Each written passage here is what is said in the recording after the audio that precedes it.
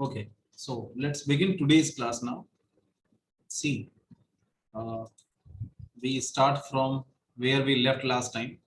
So today's topic is Mauryan Empire, and last time we studied something about the Mauryan Empire, that its founder was Chandragupta Maurya, who established his rule in 321 BCE, and he controlled almost all the region up to Afghanistan and Balochistan. इतनी दूर तक उसका राज्य फैला हुआ था.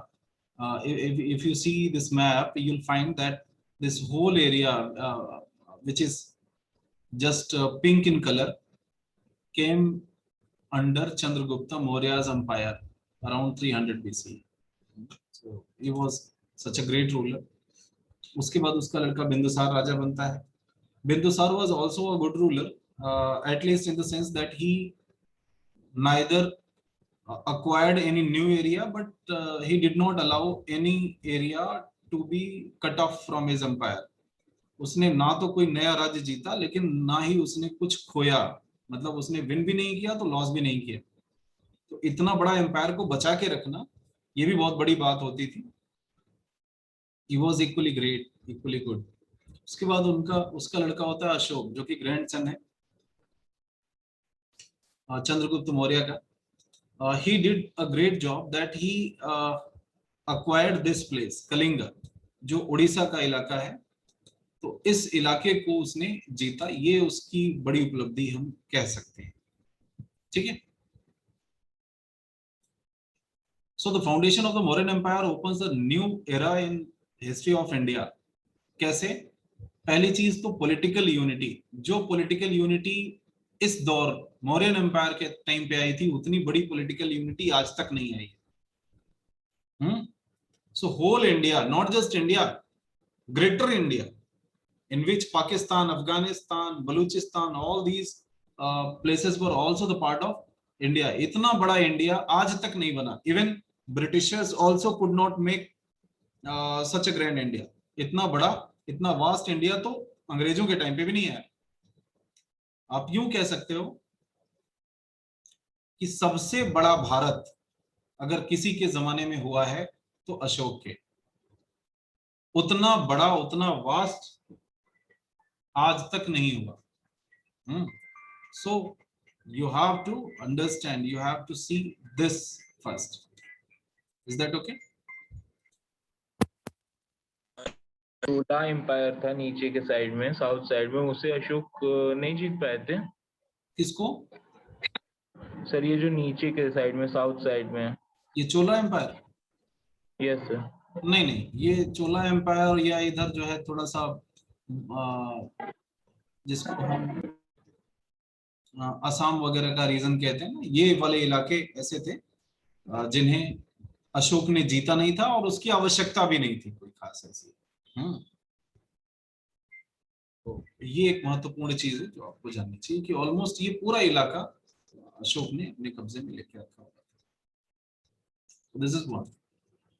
Next, moreover the history writing has also become quite clear from this period because due to the accuracy in chronology and sources.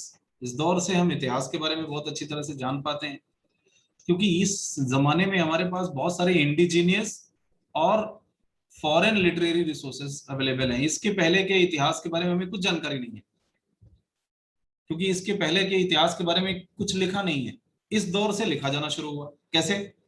आप देखो, चंद्रगुप्त मौर्य के टाइम पे एक विदेशी यात्री मेगस्थनीज हिंदुस्तान आया था. उसके दरबार में रहा था पटना में, और उसने एक किताब लिखी थी इंडिका. तो मेगस्थनीज ने क्या लिखी? इंडिका. और उसमें इंडिया के बारे में उसने काफी कुछ वर्णन किया है. तो वहां से हमें पता चल जाता है. तमाम Greek people have come here. Like आपने सेल्यूकस निकेटर का नाम सुना होगा. सेल्यूकस जिसको हराया था चंद्रगुप्त मौर्य ने almost 305 BCE में. this was also a great war between the two. तो इन दोनों के बीच में जो लड़ाई हुई थी, अच्छा, उसका भी एक बड़ा महत्व है. आप देखो कि चंद्रगुप्त मौर्य ने जब सेल्यूकस को हराया, तो सेल्यूकस को हराने के बाद ये वाले रीजन उसके कब्जे में आ गए, जिसमें एरिया, हेरात और इस तरह के इलाके हैं. साथ में ये भी माना जाता है कि सेल्यूकस की लड़की से चंद्रगुप्त मौर्य ने शादी करी। ये भी एक विशेष बात है। ठीक है, मैरिज रिलेशन भी हुए इनके, इनाम जो पाया वो तो अलग पाया। तो इतना सारा कुछ चंद्रगुप्त मौर्य के टाइम पे हुआ है। तो बहुत सारे जो ग्रीक राइटर्स थे लाइक एरियन, प्लूटो और इस तरह के लोग, तो उन्होंने बहुत सारा कुछ लिखा हुआ है हिंदुस्तान के बारे में। तो फॉरेन रिसोर्सेज से भी हमें जानकारी मिलती है, और इंडिजिनियस राइटिंग भी शुरू हो गई थी।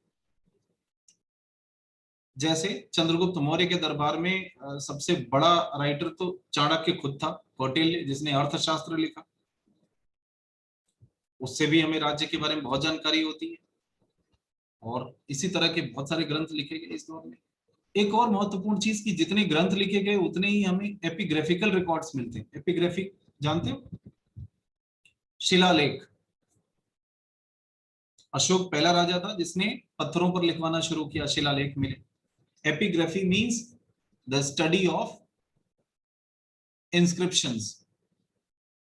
ठीक है, पत्थरों पे, शिलाओं पर, दीवारों पर, पिलर्स पे लिखे गए जो इंस्क्रिप्शंस होते हैं, उनका अध्ययन करना एपिग्राफी कहलाता है। ये सब शब्द याद कर लो। लाइक आर्कियोलॉजी क्या होता है? Archaeology is the study of physical remains of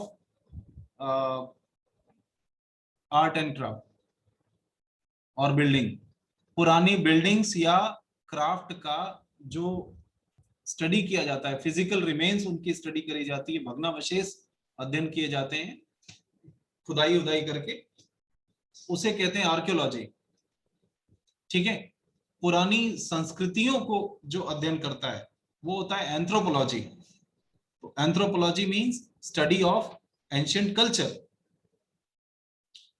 ठीक है, पुराने स्पीसीज का अध्ययन करना, नस्ल का अध्ययन करना कि कौन व्यक्ति किस नस्ल का है, इसका स्टडी करना एथनोग्राफी होता है। जियोग्राफी आपको पता ही होगा, वो तो नहीं बताना है। इसी तरीके से एपिग्राफी, एपिग्राफी मतलब इंस्क्रिप्शंस को पढ़ना, स्टडी ऑफ इंस्क्रिप्शंस, एपिग्राफी। एक और होता है न्यूमिस्मेटिक्स। ये क्या है? सिक्कों का अध्ययन। जो पुराने सिक्के मिले हैं उनका अध्ययन न्यूमिस्मेटिक्स होता है। तो ये सारे शब्द आप याद करें।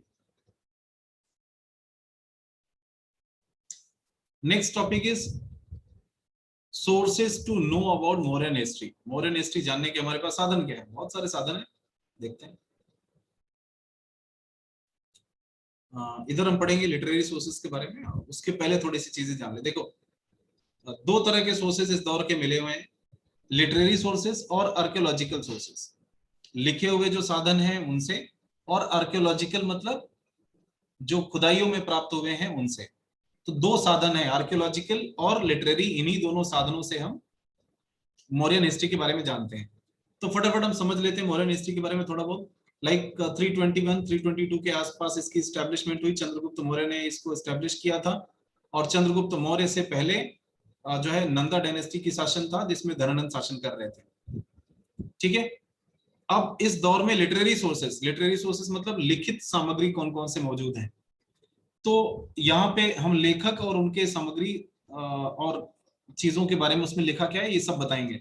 सबसे पहली चीज, सबसे महत्वपूर्ण चीज है मेगास्थनीज का वर्णन। मेगास्थनीज कौन था? Greek ambassador who came to the court of Chandragupta Maurya after the war between Chandragupta Maurya and Seleucus। Chandragupta Maurya और सेल्यूकस के बीच में जब लड़ाई होती है तो सेल्यूकस हार जाता है, और सेल्यूकस हारने के बाद अपना एक दूत भेजता है। ठीक है, जो मौर्यन दरबार में बहुत दिनों तक रहता है और उसने बहुत कुछ लिखा हुआ है। उसने बताया है कि हिंदुस्तान में 7 जातियां होती हैं। अच्छा, ऐसा तो नहीं था उस दौर में, तो ब्राह्मण क्षत्रिय वैसे शूद्र 4 ही होते रहे होंगे। लेकिन मेगास्थनीज को इतना कुछ पता नहीं था इंडिया के बारे में ना, तो उसने जो देखा उसके हिसाब से 7 तो थे। उसने व्यापारियों को थोड़ा अलग समझ लिया होगा, उसने किसी और को अलग समझ लिया होगा, तो इस तरीके से उसने कुल 6-7 वर्ग बनाए थे। अब्सेंस ऑफ स्लेवरी वो लिख के गया है, हिंदुस्तान में कोई गुलाम नहीं है, गुलामी नहीं होती है। हालांकि ये भी गलत है, गुलामी थी, हमारे यहाँ भी गुलाम होते थे, बड़े सारे दास दासियां होती थी, राजाओं की क्यों नहीं होती रही होंगी। लेकिन हमारे यहाँ के लोग गुलामों को जिस तरह से रखते थे, परिवार के जैसे ही, उनको रामू काका कहते थे, मतलब परिवार जैसा ही वो रहते थे, वैसे ही कपड़े पहनते थे, वैसे ही त्योहार मनाते थे, वैसे ही खाना खाते थे। तो जाहिर सी बात है, अब कोई व्यक्ति अगर फैमिली की तरह रखेगा तो पता नहीं चलेगा ना कि ये गुलाम है।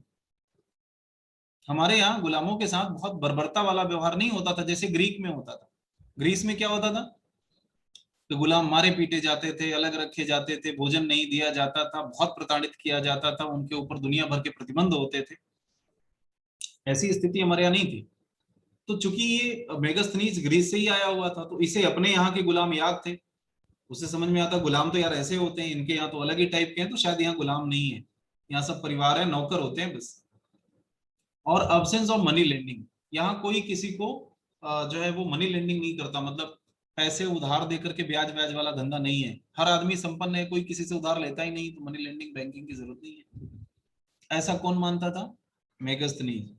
हालांकि हम जानते हैं कि ये तीनों बातें झूठ है, ठीक है, ऐसा संभव ही नहीं है कि मनी लेंडिंग ना होता हो, किसी को जरूरत कभी पड़ेगी ही नहीं। लेकिन नॉर्मली ऐसा नहीं होता था, इस वजह से उसे नहीं दिखाई पड़ा, समझे। तो इंडिका में उसने हिंदुस्तान की बड़ी तारीफ झोंकी है, लेकिन हमारा दुर्भाग्य है कि इंडिका हमें मिली ही नहीं है। इंडिका एक ऐसी ग्रंथ है जो कि नष्ट हो चुकी है पूरी तरह से। अब आप सोचोगे कि जब नष्ट ही हो गई है तो ये बता कहां से रहे हैं, ये इसके बारे में जो कुछ लिखा पड़ा था लोग कह कैसे दे रहे हैं। तो आपको बता दें कि इंडिका का अध्ययन आगे चल करके तमाम ग्रीक राइटर्स, तब तो थी ना, आज नहीं है, लेकिन किसी जमाने में तो थी, तो तमाम ग्रीक राइटर्स ने इन्हें पढ़ा था, और इसके आधार पे एरियन, प्लूटो और प्लिनी द एल्डर, ये स्ट्रेबो, ये जो ग्रीक राइटर्स थे, ये ग्रीक राइटर्स इंडिका का अध्ययन करते हैं और उनसे कुछ एक चीजें निकाल निकाल के अपनी किताबों में लिखते थे कि इंडिका में ऐसा लिखा है, इंडिका में ऐसा लिखा। अब आगे चल करके इंडिका तो हमें नहीं मिली, लेकिन इन राइटर्स की किताबें मिल गई जिसमें इंडिका के रेफरेंसेस थे। उन रेफरेंसेस से हम ये जानकारी निकालते हैं कि नहीं मेगास्थनीज ने इंडिया के बारे में क्या कुछ लिखा था। मेगास्थनीज ने इंडिया को बहुत पसंद किया था और उसको पटना जैसा शहर ही दुनिया में नहीं मिला था, इसलिए उसने झोंक करके तारीफ करी थी कि ऐसा शहर है ही नहीं है संसार में कहीं। दूसरा ग्रंथ है कौटिल्य का अर्थशास्त्र। और अर्थशास्त्र किस बारे में है, पॉलिटिकल कंडीशन के बारे में है, ध्यान रखना। अर्थशास्त्र का मतलब वैसे इकोनॉमिक्स होता है, लेकिन he has written nothing about economics, he has written about politics. तो अर्थशास्त्र कैसा ग्रंथ है, इकोनॉमिक्स का नहीं। आपका आंसर क्या होगा, अर्थशास्त्र इकोनॉमिक्स का ग्रंथ नहीं है, बल्कि फिर किसका है, पॉलिटिकल साइंस। पॉलिटिक्स का, ठीक है।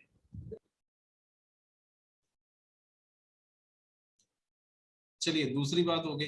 तीसरी, हेमचंद्र साहब एक हुआ करते थे जिन्होंने परिशिष्ट पर्वन लिखा है, और ये चूंकि जैन फॉलोवर थे, और चंद्रगुप्त भी आगे चल करके जैनिज्म में आ जाता है, तो उसमें कहानी लिखी हुई है चंद्रगुप्त मौर्य कैसे जैन धर्म में आता है और किस तरह से वहां पर जो है वो अकाल पड़ता है, और फिर वो श्रमक बेलगोला जा करके तपस्या करता है और सल्लेखना करके मर जाता है। सल्लेखना जानते हो ना, जिसमें भूख प्यास से प्राण त्यागा जाता है। मतलब कुछ एक जैन मुनि होते हैं जो बहुत घनघोर तपस्या करते हैं, फिर खाना पीना सब छोड़ देते हैं, अंत में मर जाते हैं। जातक, जातक क्या होते हैं, जातक का मतलब होता है जन्म से रिलेटेड, हाँ, रिलेटेड टू बर्थ। तो बुद्ध के जन्म से संबंधित जो भी कहानियां हैं वो जातक कहानियां हैं। वो आप सोचो कि बुद्ध के जन्म से कितनी कहानियां होंगी, एक ही होगी ना, क्योंकि बुद्ध तो एक ही थे।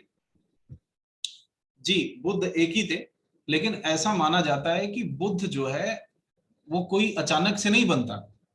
एक व्यक्ति एक बार जब जन्म लेता है तो कुछ अच्छे काम करेगा, फिर अगली बार और अच्छा काम करेगा और अच्छा करेगा, और फिर ऐसे ऐसे करके जब उसके सारे पाप खत्म हो जाएंगे, खाली उसके अंदर पुण्य आत्मा बचेगी, और वो परम ज्ञान को प्राप्त करेगा तब वो बुद्ध बनेगा। तो जाहिर सी बात है बुद्ध बनने से पहले वो कई बार पैदा हुए थे, हर बार उन्होंने बुद्ध बनने की कोशिश करी थी, लेकिन कुछ कमी रह जाने की वजह से बुद्ध नहीं बन पाए। तो अब आप सोचोगे कि जब बुद्ध नहीं बन पाए तब क्या बने? कुछ तो बने होंगे ना। जैसे आप ही लोग होते हो, आप कोई एग्जाम क्वालिफाई करना चाहते हो, वो नहीं बन पाते हो तो कुछ उससे नीचे वाली डिग्री आप ले लेते हो कि चलो ये नहीं मिला, यही वाली नौकरी कर लेते हैं, ठीक है। तो ठीक वैसा ही यहां पर भी था। बुद्ध इसके पहले जितने जन्म हुए थे उनके, उसमें उन्होंने ट्राई किया बुद्ध बनने का, ज्ञान प्राप्त करने का, बहुत अच्छा काम करने का, लेकिन वो ऐसा कर नहीं पाए, थोड़ा थोड़ा रुक गए किसी किसी कारणों से। तो उन्हें कहा जाता है बोधिसत्व, समझे? बोधिसत्व का मतलब होता है बुद्धा अंडर प्रोसेस। जो बुद्ध बनने की कोशिश कर रहा है वो व्यक्ति क्या होगा? बोधिसत्व। तो जो बोधिसत्व होगा वो बार बार जन्म लेगा, बार बार उसकी मृत्यु होगी, वो इंसान रहेगा। बुद्ध बनने के बाद आपका जन्म नहीं होगा। बुद्ध का मतलब क्या हुआ? आपको ज्ञान प्राप्त हो गया, आपको मोक्ष प्राप्त हो गया, महापरिनिर्वाण जिसको कहते हैं। जिसको मोक्ष मिल जाता है उसका जन्म दोबारा नहीं होता। लेकिन जब तक मोक्ष नहीं मिलेगा, जब तक बुद्ध नहीं बनोगे आप, तब तक आपका बार बार जन्म होता रहेगा। तो बुद्ध जो है, महात्मा बुद्ध यानी सिद्धार्थ, नाम तो उनका सिद्धार्थ था, बुद्ध तो बने थे ना। तो सिद्धार्थ बुद्ध बनने से पहले जितने जन्म लिए थे इसके पहले, उनमें वो बोधिसत्व बन के आए थे। तो उनके बोधिसत्व की जितनी कहानियां हैं, जितने जन्म उनके हुए थे, कभी वो चांडाल के घर में पैदा होते हैं, कभी कहीं और पैदा होते हैं, इस तरह से उन सारी कहानियों को जातक कहानियां कहते हैं। और इसमें सोशल और इकोनॉमिक कंडीशन दिखाई गई है, ठीक है। वाजिक ने एक लिखा था कौमुदी महोत्सव। ये एक तरह का कॉमेडी है, नाटक है, बहुत बढ़िया। और इससे भी उस दौर का हमें जो है जानकारी मिलती है, सोशल और इकोनॉमिक कंडीशन का। बुद्धिस्ट टेक्स्ट, बहुत सारे बुद्धिस्ट टेक्स्ट हैं, बहुत बौद्ध ग्रंथ हैं, जिनमें दीपवंश है। दीपवंश क्या है? देखो, दीपवंश और महावंश ये दो बौद्ध ग्रंथ हैं जो श्रीलंका में लिखे गए। दीप का मतलब होता है द्वीप, तो एक द्वीप पे लिखा गया वो ग्रंथ है, इस वजह से द्वीपवंश कहते हैं। तो द्वीप कौन सा था? श्रीलंका, सिंघल द्वीप, वहां पर लिखा गया था। और दूसरा महावंश, महा मतलब महान व्यक्ति के वंश की कहानी। तो महात्मा बुद्ध बहुत महान व्यक्ति थे, उनके वंश की कहानी जो है वो महावंश जातक में है। इसके अलावा अशोक ने बहुत प्रचार करवाया था, उसकी वहां से हमें मिल जाता है। विशाख दत्त, हालांकि विशाख दत्त बाद के राइटर हैं, बाद के राइटर मतलब लगभग 7वीं 8वीं शताब्दी के हैं, लेकिन इन्होंने एक किताब लिखी थी मुद्रा राक्षस। मुद्रा राक्षस एक नाटक है, आप लोग पढ़िएगा कभी, ये सब इंपॉर्टेंट नाटक है। और 120-125 रुपए में मिल जाता है। साइट अगर आपको नहीं पता चलेगी तो हमसे पूछ लीजिएगा, उर्दू बाजार से मिलता है, तो वहां से आप मंगा सकते हैं। सब हिंदी ट्रांसलेशन में मिल जाएंगे, वैसे तो ये संस्कृत किताबें हैं, लेकिन तो मुद्रा राक्षस में जो कहानी है वो कहानी है धनानंद की और उनके मंत्री राक्षस की। अच्छा, धनानंद जो था वो राजा था नंदवंश का, और उसका मंत्री राक्षस था। तो आप सोचो कि राक्षस कैसा मंत्री होता है, उसका नाम राक्षस था, राक्षस नाम भी हुआ करता। किसका मंत्री था? धनानंद। धनानंद का। धन माने पैसा, पैसा पैसा माने मुद्रा। समझे? मुद्रा कह सकते हैं कि नहीं? यस हाँ, अब यहीं से आप समझ, धन माने मुद्रा और उसका मंत्री राक्षस, मुद्रा राक्षस। और है बराबर के हिल्स। बराबर के हिल्स कहाँ पे है? बराबर के हिल्स बिहार में है। और इन पहाड़ियों में बहुत सारी गुफाएं बनी हुई हैं। इनमें जैसे दशरथ की गुफा है, इसमें जैसे दशरथ की गुफा क्यों है? क्योंकि अशोक का ग्रैंडसन दशरथ हुआ करता था, उसने बनवाया था, इस वजह से उसको कर्ण चौपड़ की गुफा है, और ऐसे ऐसे बड़ी सारी गुफाएं हैं वहां पे। कर्ण चौपड़ की गुफा वही है जिसमें माना जाता है कि जरासंध और भीम की लड़ाई जो है वही करवाई थी भगवान कृष्ण ने, ऐसा माना जाता है वहां। जरासंध भी, अच्छा ध्यान रखो, जरासंध भी मगध का ही राजा था, सब बड़े बड़े राजा थे। ठीक है, तो लिटरेरी सोर्सेस और आर्कियोलॉजिकल सोर्सेस, ये दो सोर्सेस हैं हमारे पास, इनके बारे में हमने बात करी। कौटिल्य, उसने अर्थशास्त्र लिखा, और कौटिल्य को इंडियन मैकियावेली कहा जाता है। अब आप सोचोगे इंडियन मैकियावेली क्यों कहा जाता है, ऐसा क्या कारण है, मैकियावेली कौन था? तो मैकियावेली जो है वो एक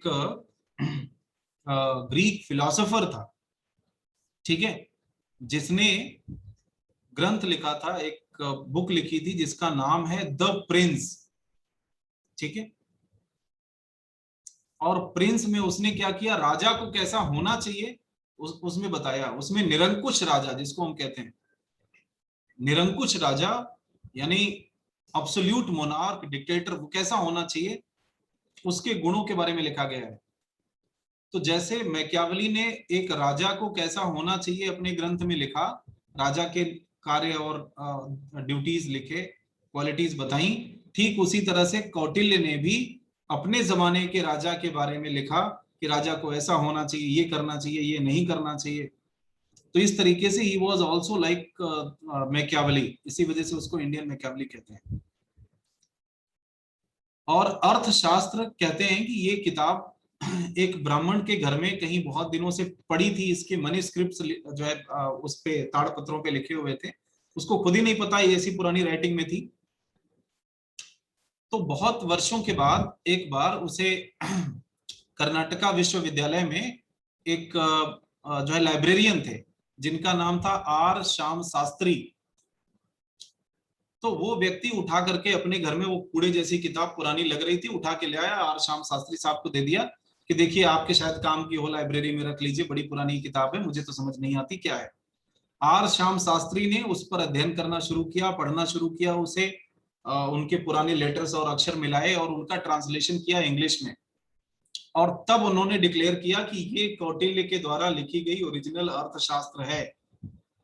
समझे? तो इस तरह से अगर पूछा जाए जो है अर्थशास्त्र की खोज किसने करी, तो आपका आंसर होगा आर श्याम शास्त्री ने। और आज भी जो अर्थशास्त्र की इंग्लिश ट्रांसलेशन मिलती है वो ट्रांसलेशन आर श्याम शास्त्री की ही है। ठीक है, इसमें कुल 15 किताबें थी, 180 चैप्टर थे, 3 पार्ट में बटे हुए थे। पहले पार्ट में राजा और उसके मंत्री परिषद की बात की गई थी, डिपार्टमेंट्स और सरकार की बात करी गई थी। दूसरे भाग में सिविल और क्रिमिनल लॉ लिखे गए थे, और तीसरे में डिप्लोमेसी और वॉर के बारे में लिखा गया था। ये कहानी है अर्थशास्त्र की, समझ गए? विशाख दत्त ने मुद्रा राक्षस लिखा, हमने बताई दिया कि जो है चंद्रगुप्त मौर्य कैसे कौटिल्य की मदद से नंद को हटाता है और राज्य हड़प लेता है, ये बताया गया। मेगस्थनीज की इंडिका हम जानते हैं कि ये हमें ओरिजिनल रूप से तो नहीं मिली है, लेकिन इनके बहुत सारे नोट्स वो मिले हुए हैं दूसरे राइटर से, तो वहां से पता चल जाता है। बाकी उनमें हम जो है जातक कथाएं ले सकते हैं, दीपवंश, महावंश और अशोक के इंस्क्रिप्शंस, ये सारी चीजें हैं। आर्कियोलॉजिकल सोर्सेस की बात करें तो इसमें एडिक्ट्स ऑफ अशोका सबसे इंपॉर्टेंट है, और अशोक के शिलालेखों को सबसे पहली बार किसने पढ़ा था? James Prinsep. ये बहुत इंपॉर्टेंट नाम है, याद कर लो। जेम्स प्रिंसेप साहब वो व्यक्ति थे जिन्होंने अशोक के इंस्क्रिप्शंस को पढ़े थे 1837 में। अशोक के इंस्क्रिप्शन लिखे कैसे गए थे? लिखे गए थे पाली भाषा में, ठीक है, और कुछ एक जगहों पर ऐसा भी देखा गया है कि प्राकृत भी यूज हुआ है, लेकिन ज्यादातर पाली भाषा में लिखे गए। तो अशोक के इंस्क्रिप्शन की भाषा जो है वो पाली है, और स्क्रिप्ट क्या है? स्क्रिप्ट है ब्राह्मी। ध्यान रखना, हिंदुस्तान की सबसे पुरानी स्क्रिप्ट ब्राह्मी, इसी में लिखे गए हैं ज्यादातर। कुछ एक स्क्रिप्ट कुछ में खरोष्टी भी लिखी गई है, कुछ में ग्रीक और अरेमाइक भी लिखा गया है, लेकिन ज्यादातर ब्राह्मी के हैं। अब अभी हम आपको मैप में भी दिखाएंगे कि इंडिया के ज्यादातर हिस्सों में जो अशोक के इंस्क्रिप्शन मिले हैं वो ब्राह्मी लिपि में है। केवल खरोष्टी लिपि में 2 इंस्क्रिप्शन मिलते हैं। पाकिस्तान के एरिया में खरोष्टी लिपि चलती थी, वहां से 2 इंस्क्रिप्शन मिलते हैं, शाहबाजगढ़ी और मानसेहरा। बाकी इलाकों से ब्राह्मी मिले हैं, और कुछ एक अफगानिस्तान वाले रीजन में कहीं कहीं अरेमाइक और ग्रीक में भी मिले हैं। कुल 14 मेजर रॉक एडिक्ट्स हैं, पत्थरों पे लिखे हुए बड़े शिलालेख 14 संख्या में मिले। अभी बता रहा था थोड़ी देर पहले भी आपको। इसमें 2 तो कलिंग में ही है। धौली का आपने नाम सुना होगा, वो कलिंग में ही है। माइनर तो बड़े सारे रॉक एडिक्ट्स हैं, कई सारे पिलर एडिक्ट्स भी में आपको मिलेंगे, जो खंबे बनवाए हैं उसने, उस पे भी लिखवाया है। ठीक है। 13वां जो रॉक एडिक्ट है ये बहुत इंपॉर्टेंट है। क्यों? क्योंकि इसमें उसने कलिंग वॉर के बारे में लिखवाया है। समझे? अब ये भी आपसे कभी कभी ऑब्जेक्टिव क्वेश्चन पूछा जाता है कि कलिंग वॉर की कहानी कौन से एडिक्ट में है, तो कौन से में है? 13th, noted down. और पिलर एडिक्ट जो 7th था वो धम्म के बारे में है। आपसे पूछा जाए धम्म के बारे में किसने लिखा, तो 7वें पिलर एडिक्ट में। ये रॉक एडिक्ट नहीं था, खंबे पे लिखा हुआ था। तो आज हम लोगों ने अशोक के एडिक्ट्स के बारे में, उसके इंस्क्रिप्शंस के बारे में हमने बात करी है। कल हम इसके आगे और डिटेल करेंगे। ये बेटा आप मैप चाहो तो यहाँ पे देख सकते हो, इससे आपको अंदाजा लग जाएगा कि ये मानसेहरा है, दिख रहा है, और ये शाहबाजगढ़ी है। ये 2 ऐसे जगह हैं जहां से खरोष्टी में लिखा हुआ इंस्क्रिप्शन मिलता है। लैंग्वेज उनकी भी पाली है, लेकिन स्क्रिप्ट खरोष्टी है। इसके अलावा ये पूरे इलाके में सिर्फ और सिर्फ ब्राह्मी चलता है। एक और बहुत महत्वपूर्ण बात, अशोक के किसी भी इंस्क्रिप्शन में अशोक नहीं लिखा है, नाम नहीं लिखा। अशोक को लिखा गया है देवानाम पीएम प्रियदर्शी। ठीक है। अशोक का टाइटल क्या है? देवताओं का प्रिय प्रियदर्शी अशोक। अशोक नहीं लिखा गया है, प्रियदर्शी लिखा गया है, देवानाम पीएम लिखा गया है। केवल 2 ऐसे माइनर एडिक्ट्स हैं, जो है रॉक एडिक्ट्स माइनर, जिसमें अशोक का नाम आया है। आप जानते हो कि अशोक का नाम कहां पर लिखा हुआ है?